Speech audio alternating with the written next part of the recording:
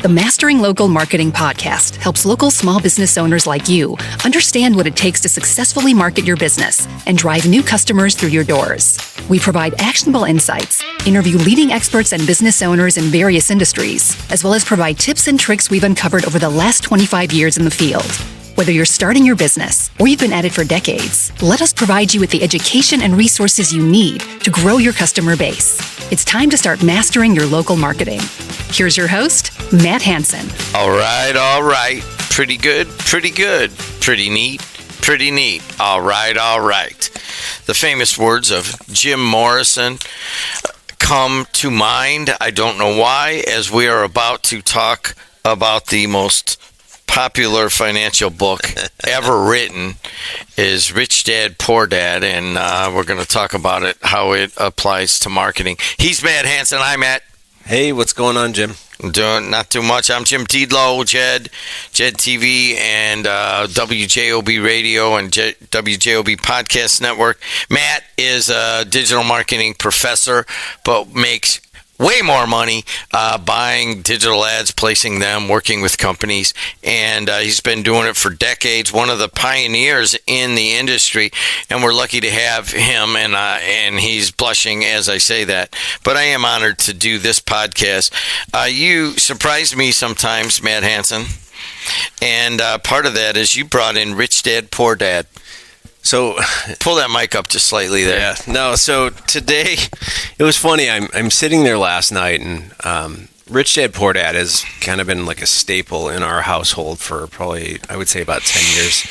When I first read it, and then I've handed it to my son, and I've also he's handed it to his best friends. And I was laughing today because I asked him, I go, how many of the Rich Dad Poor Dad books do you have in the house? And he goes, well, let me go check my backpack. And he pulls 2 of them out. And I said, that's funny because we're going to talk about it today and how it relates to marketing. And for those of you that have not read the book, I highly suggest at least going out and looking at the summary of it. It's got really good advice. I know a lot of people say it changes their lives. Honestly, it changed my life and the way I looked at certain things on the financial side. But I think there are lessons in this book, and Robert Kiyosaki has all of this financial advice. But I think if we look at it from a marketing viewpoint, we can apply those same principles today. And that's what I wanted to talk about. I think this will be an interesting way to take something that most people think is financial, but now we can apply it here. And hopefully somebody gets something out of it. So how does Rich Dad, Poor Dad apply to your marketing of your small business? Just to, kind of go back, we are talking to you anywhere. It's all the same principles, and we have some people in some foreign countries, which is really cool. And please get a hold of Matt at masteringlocalmarketing.com if you want to come on the show. We're in the middle of summer. We're not really bugging people to be on our show and interviews, but we have them on many of the previous podcasts. And we're setting our schedule now, especially going into the school year. Please get a hold of us. We'd love to have you on. If you have anything to add in this period, we'd love to learn new things from new people. It doesn't matter where you are. We can bring you in on a Zoom. You don't have to be here in Hammond, Indiana. So one of the things that Kiyosaki talks about, and this is what you asked me, have I ever read Rich Dad, Poor Dad? It was assigned to me at one point. Not assigned, but mentioned in one of these MBA classes. And I want to say that was the first time I really ever read it. I think I had the copy around my house. But the number one thing that stuck out with me, and I still hold today, is that I invest in assets. Mm-hmm. I happen to have some psychological issues of addictions that I don't want a ton of money around. So I'm always trying to kind of basically just sink into assets. Mm-hmm. Always. I don't want a ton of cash around. But that's separate from investing in assets as a plan. And that's his number one thing. Yeah. So the way Kiyosaki talks about assets, a lot of people think their house is an asset, right? And Kiyosaki kind of looks at it in the standpoint of an asset is anything that you buy that produces cash flow or produces additional returns.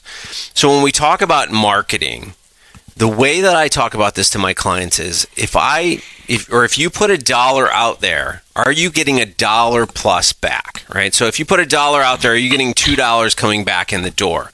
And that's what we're talking about in marketing. Marketing assets are, I'm going to put $500 into this and I'm going to get $1,000 that come through the door, right?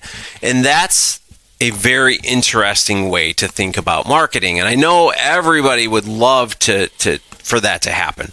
But when I talk with individuals, I say if you're not measuring and if you're not understanding things, that really is a problem for you. So people will invest in things, and we call those, or Kiyosaki calls those, the liabilities, the things that we put money into that don't necessarily churn and give us money back, right? So from a marketing standpoint, we need to take every single dollar, every single work hour, whatever it may be, and put it into something that's of value, that's going to give us returns. So how does that work? Okay, well, last episode we were talking about doing a social audit. And let's say you're out there and you're putting all this time and effort into social media, but nothing is coming out of it. There's nobody responding to you. You're getting no business from it whatsoever, but you spend 10 hours or 5 hours on it every single week. You're burning money, right? You're burning time and you're burning money. So that is a liability. And at that point, you got to go, am I going to cut my loss here? Right? And I know you're a former trader, so you understand cutting your loss. Let me get out of this. It's costing me money every single day. So what we're talking about today is, what is an asset? What are we putting money into on our marketing plan that's going to produce revenue coming back, some cash flow coming back? What are the liabilities that are costing us money that, I put $1 in and I'm only getting a quarter back? I've got to get rid of those. They're bleeding our business. So when we talk about this book, and if you go out there, if you haven't read it, just go to the summary. But the biggest thing to really understand with it is assets and liabilities. And the way that he puts it is an asset in real estate. He talks a lot about, and I've heard a lot of people talk about real estate, is put money into a house, rent it, whatever it may be, or flip it or whatever, you get money in return. But your own house, you have a mortgage on it, you pay on it, there's no cash flow coming into it, that's a liability, right? And there's a big, huge argument. He actually takes the other side of, like, a lot of people listening. What do you mean my house isn't my asset? It's my biggest asset. I got $300,000 equity in it, and I consider it an asset. Well, read Kiyosaki's book, and you will not think that way. Yeah. And you will think other ways. Well, let's go back to this. Yep. And I know that, every once in a while I use as my business very short story of, we start streaming games for high schools and colleges, and we're doing it through Facebook. And we're getting a lot of likes and a lot of views, and it's just like blooming. And I say to my guys, I go, all right, that's really good. I'm glad we've tested that there's a market. This is like kind of like right before COVID. And then I said, we're going to turn on a dime after about 3 months of COVID, and we're going to build our own network and not go through Facebook. And they're like, well, this is crazy. We're so excited. And we're so wanted by everybody on Facebook. I go, no, that's not an asset. I'm sorry. And not only that, they could take it away anytime. Mm-hmm. Let's build our own network. Cost a lot of money to build it. I think we lost on average probably 75 or 100 grand for like 4 years. And everybody's like, you're crazy. Or for 3 years, you're crazy. Why did you do this? And then all of a sudden it's starting to turn. Right? I go, it's not that we have tons of more views, which we do. It's that we own the means of production. We own all of what we have built. And now it's time to go into monetization of it. And we'll talk about that in a second. So sometimes you do make that investment in building an asset versus taking the cash. We were starting to take cash off our Facebook stuff, and we're selling ads onto it and stuff. I go, but this is not the long-term way. And in that regard, that was the difference between asset and cash flow. Yeah, but you had a goal too. You weren't trying to produce that return in the first month, right? So think of it, and we can go back to real estate. If you're building a property, or you're building a community, it takes time, right? You have to go through the permit process. You have to put in utilities. You have to flatten the land, make sure the drainage. There's all these things that go into it. You start building houses. You start selling off lots, whatever it may be. All of that takes time, but you have an end goal, right? You have a time frame. So you had a time frame of saying, okay, well, hopefully you said by 5 years we're going to be making money. We're going to be making. I wanted to be profitable in 5 years, right? And so, we made it. And you made it, right? So you understand that. But if you went into it and you had no plan whatsoever, and you're just burning $100,000 every single year, you're not seeing any kind of return. The money's not coming back. After 5 years, you'd sit there and go, "What are we doing? I'm just burning money every single day." So when you started talking about impressions and likes and all of that, I was going to ask you, okay, those are vanity metrics, right? But on the flip side of that, you realize that ad dollars is where those dollars are. So those likes are going to turn into ad dollars. It makes sense. Well, I mean, and we talk about assets and liabilities, and that is a huge one for me. Like right now during the break here, you were talking with our sales guy, and he said, we just did a really successful baseball and softball season, which we didn't expect. We've never had that before. So he said, just on Facebook in the last 30 days, it's 1.7 million views. Right. And that's odd because it's not a big sport, basketball or baseball and softball. And I'm like, okay, that's great. We have momentum and everything. The real measure is ad dollars. That is just a somebody else's metric. I mean, there's some money off of that from Facebook, but it's minimal. So really what you're looking is for, in my mind, is that you're looking to build an asset that works for us. Right. And that can be applied to marketing, and you're going to tell us how. Yeah. So again, going back to your Facebook page, it is an asset because it is going to generate you income, right? We have these automated systems. We post to social. We send emails out. We have calling centers, whatever it may be. There's all these different things that we put money into from a marketing standpoint. Again, if I'm putting $1,000 into something, can I measure it and can I have it come back? So that's what we're trying to build, these asset systems. If I come to you and I say, hey, you can give me $500 and tomorrow I'm going to give you $5,000 back. I have this conversation with students all the time. I say, hey, give me $1 and I'll give you $1.25 back. And they look at me like, why would I do that? I go, why wouldn't you do that? That's 25% return right there. I said, you're chasing less than that in the market.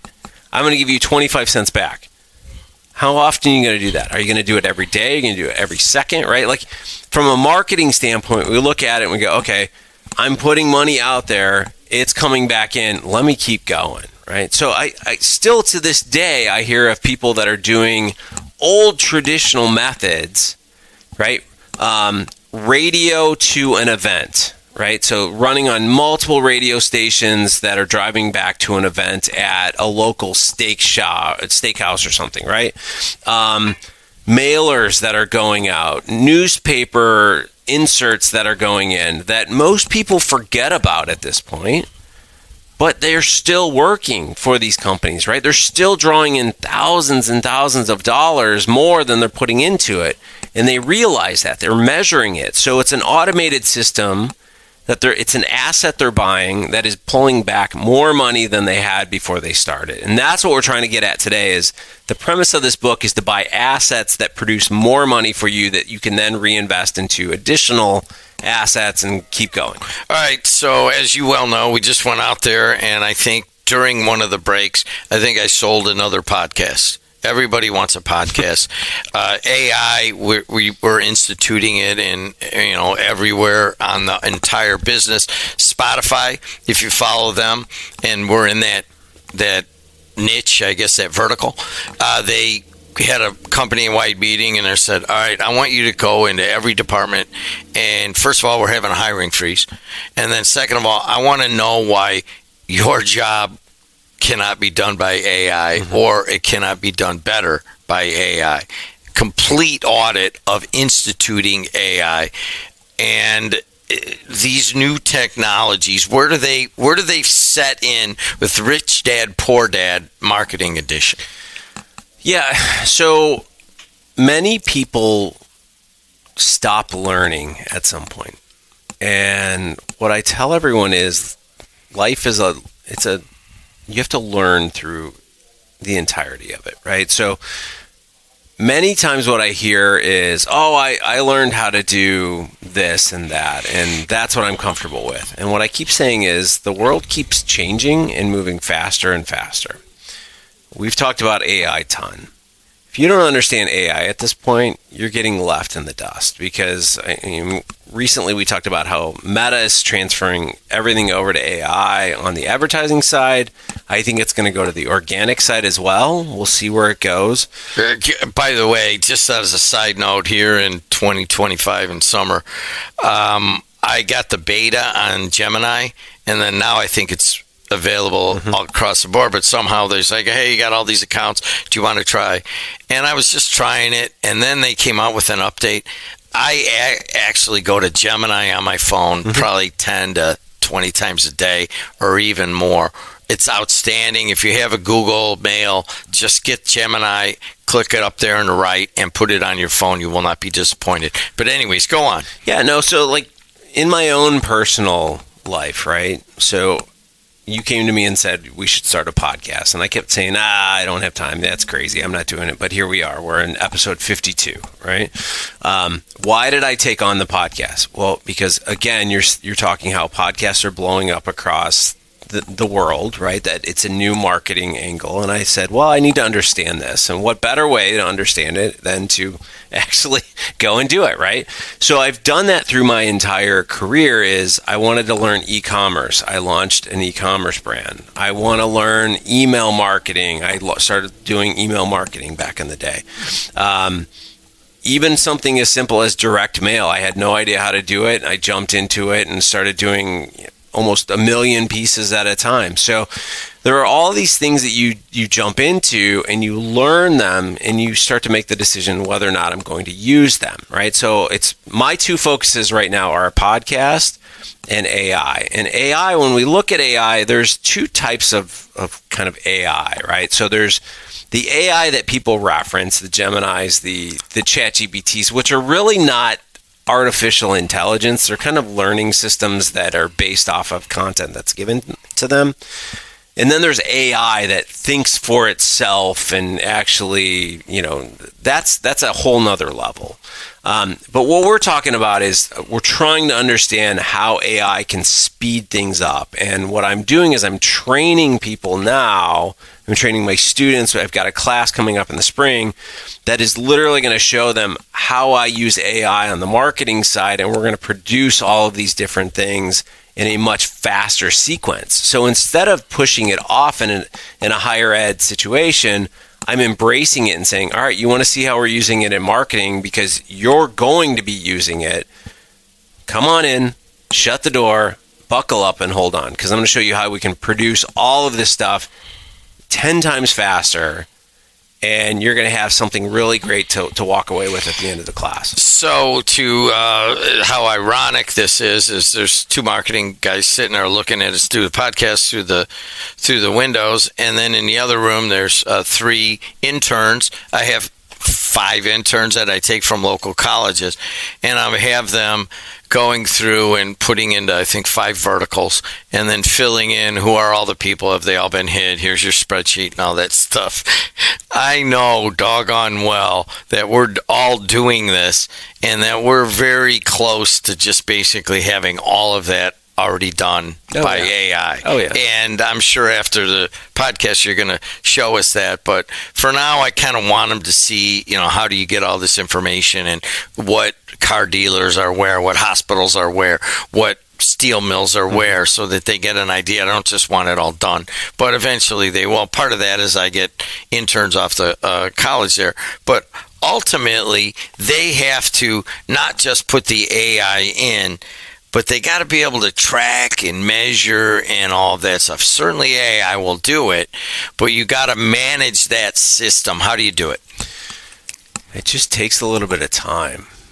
Going back to the book, you invest in something, that's money that goes out the door, right? So the typical person in the U.S. invests into something, let's call it a stock, right?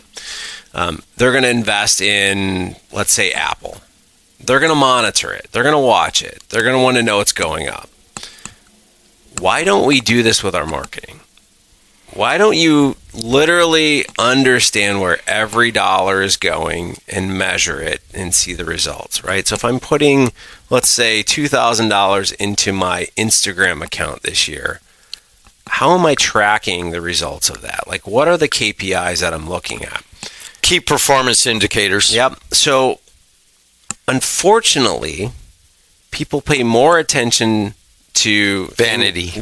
Yeah. Instead of, like, you're running your business, and I get it, but the priorities need to change a little bit. You need to go, all right, I'm putting X number of dollars into my business, and I need to understand where that's going and what are the results that are coming back from that.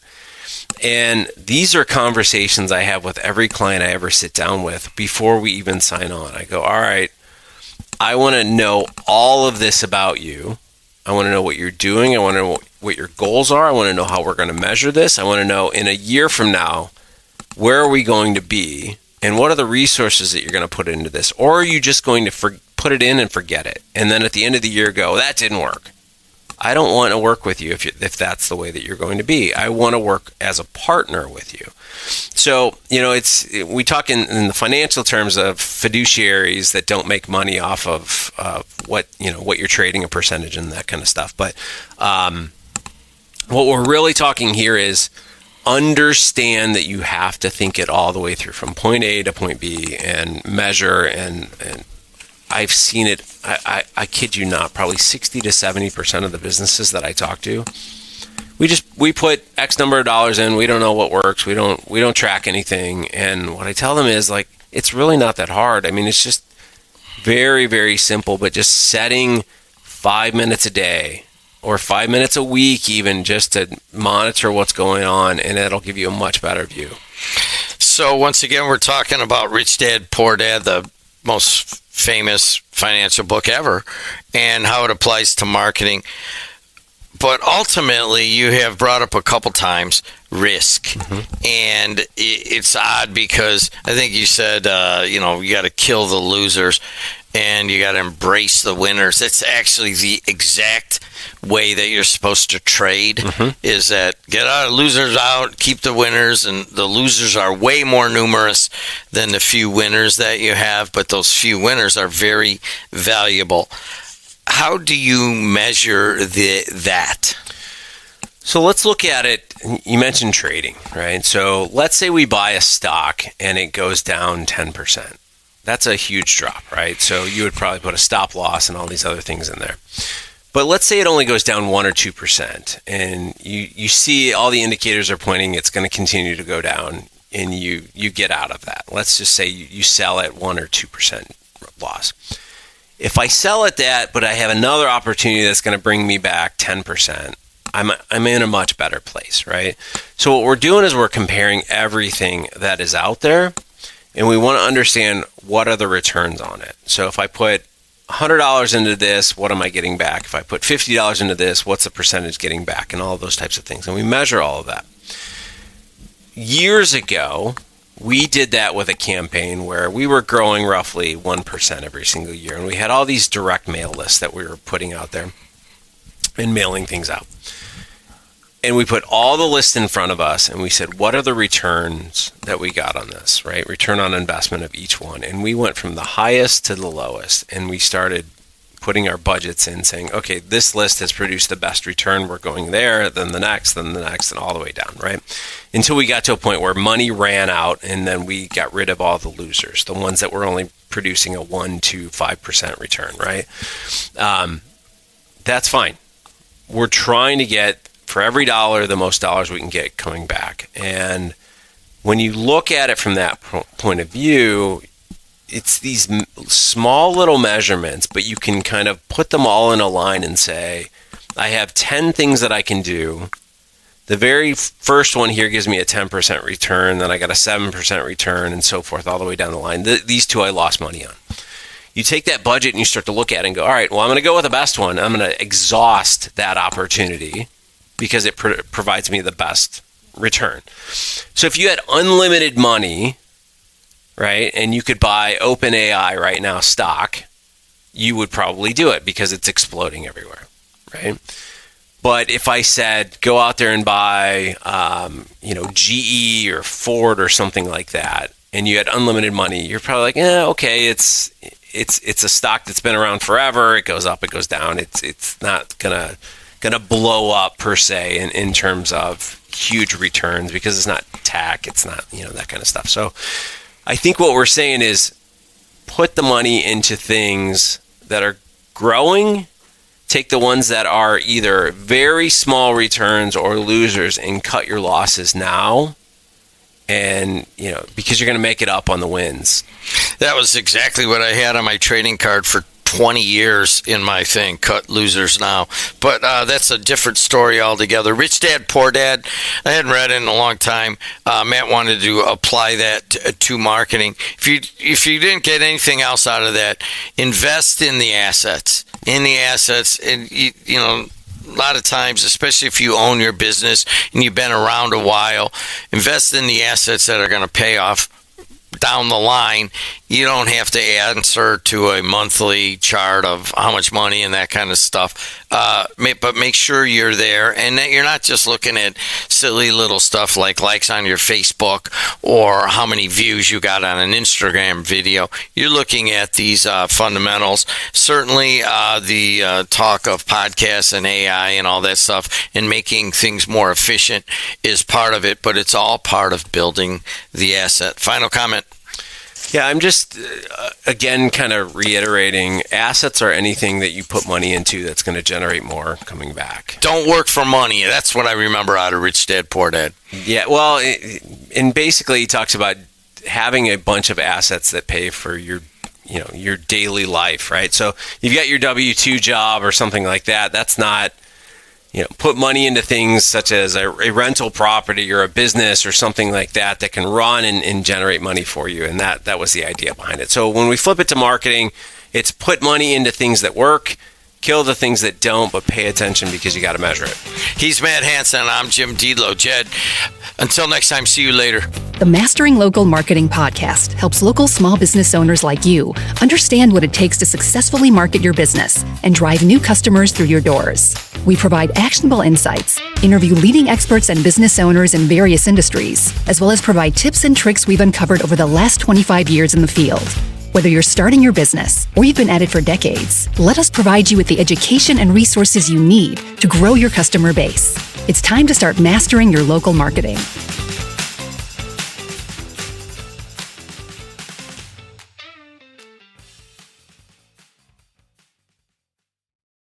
Warning, the following ZipRecruiter radio spot you are about to hear is going to be filled with F-words. When you're hiring, we at ZipRecruiter know you can feel frustrated, forlorn even, like your efforts are futile, and you can spend a fortune trying to find fabulous people, only to get flooded with candidates who are just fine. Fortunately, ZipRecruiter figured out how to fix all that. And right now, you can try ZipRecruiter for free at ZipRecruiter.com/zip. With ZipRecruiter, you can forget your frustrations because we find the right people for your roles fast, which is our absolute favorite F word. In fact, 4 out of 5 employers who post on ZipRecruiter get a quality candidate within the first day. Fantastic. So, whether you need to hire 4, 40, or 400 people, get ready to meet first-rate talent. Just go to ZipRecruiter.com/zip to try ZipRecruiter for free. Don't forget, that's ZipRecruiter.com/zip. Finally, that's ZipRecruiter.com/zip.